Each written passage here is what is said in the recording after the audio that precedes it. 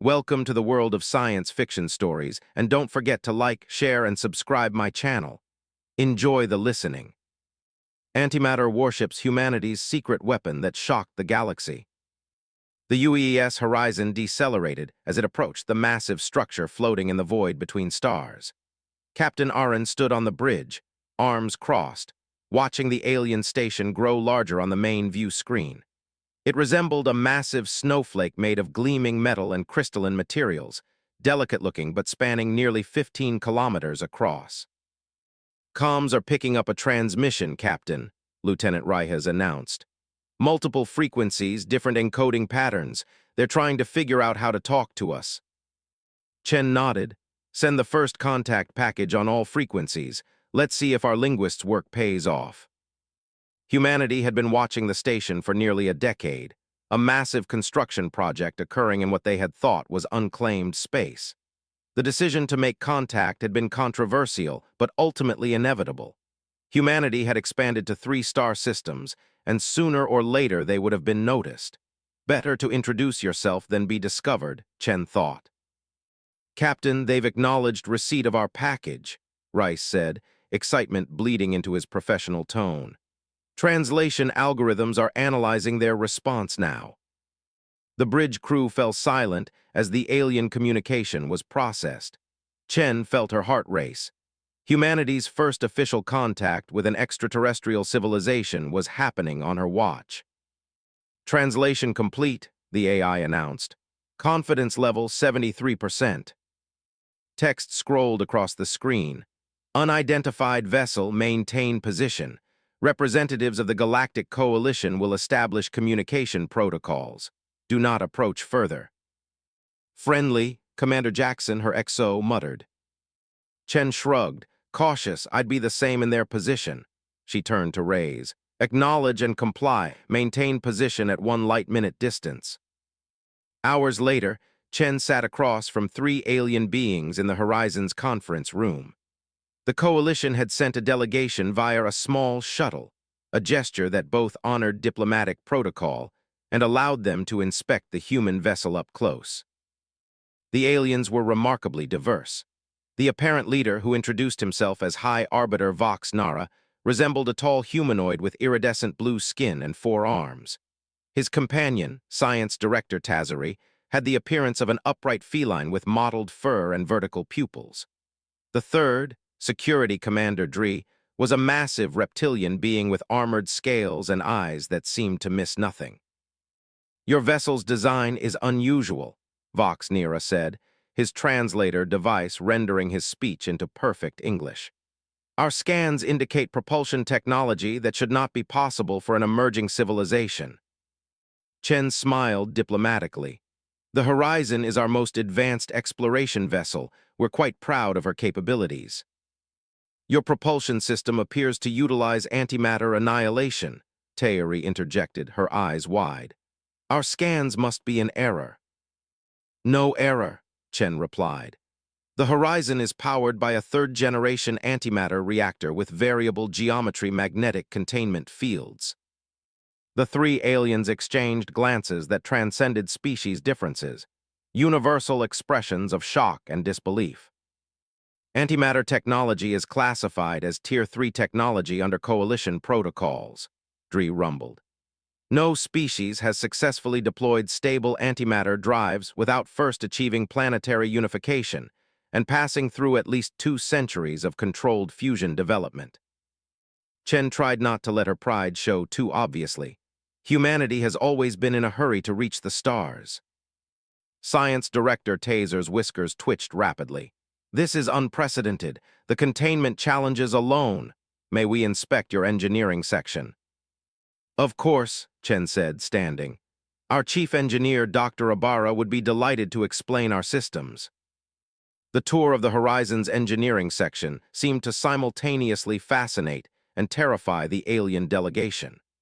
Dr. Myra Ibarra, with barely contained enthusiasm, led them through the ship's massive antimatter production and containment systems.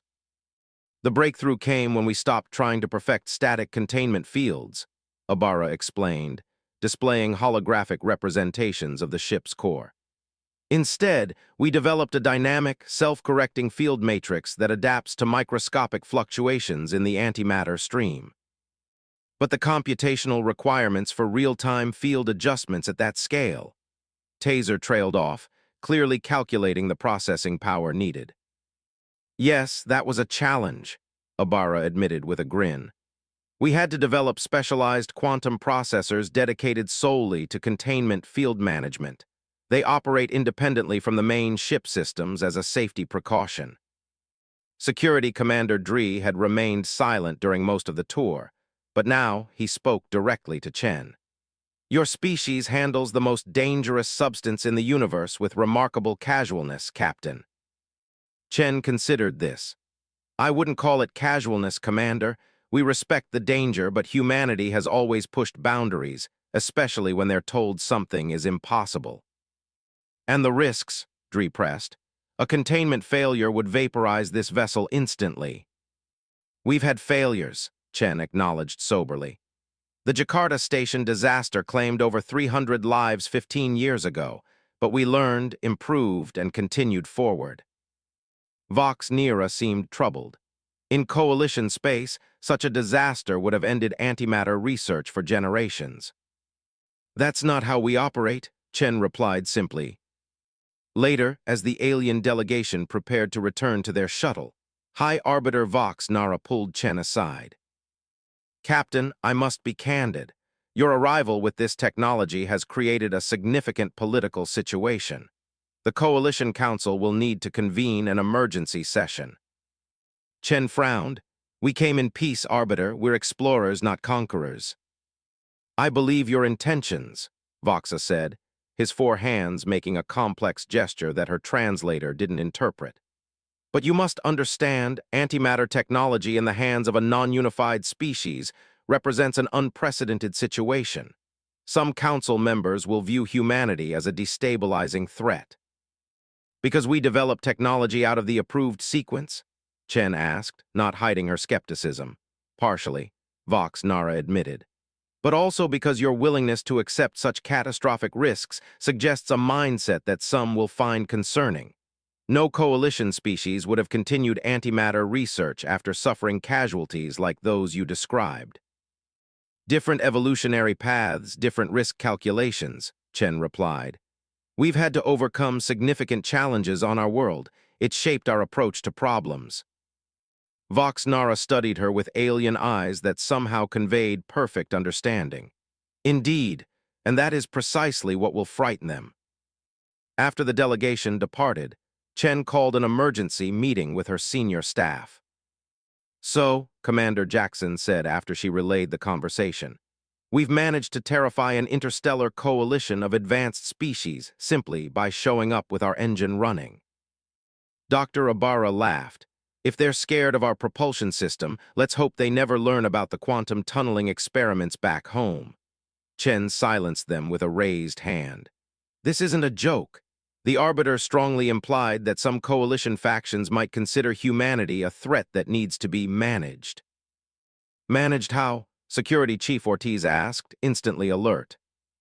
Unknown, Chen replied. But I'm accelerating our first contact protocols. Lieutenant Reyes, prepare a data package for immediate transmission to Earth. Include everything we've learned about the coalition and flag it as urgent.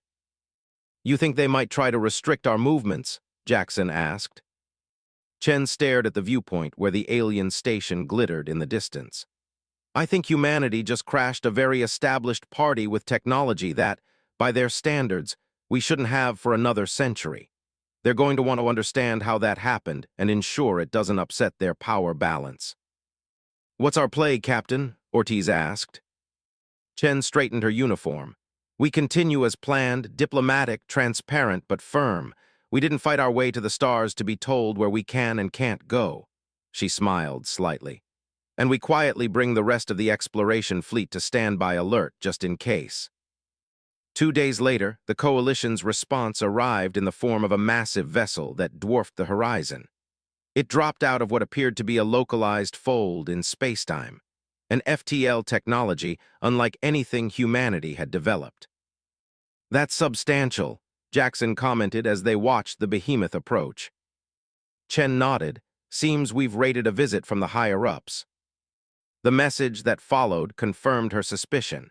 An official coalition evaluation team would be boarding the horizon to conduct a species capability assessment. They want to figure out if we're a threat, Ortiz translated. Or an opportunity, Chen completed. Let's make sure they see both. The paradigm shift. The coalition evaluation team consisted of 12 representatives from different species, each with specializations ranging from technology assessment to cultural analysis. Their leader, Grand Evaluator Zen Lux, resembled a tall, slender humanoid with skin that shifted colors with her moods, currently a cautious amber.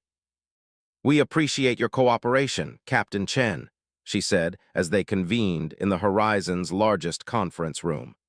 "This assessment will help determine humanity's proper integration path into the galactic community." Chen noted the careful wording.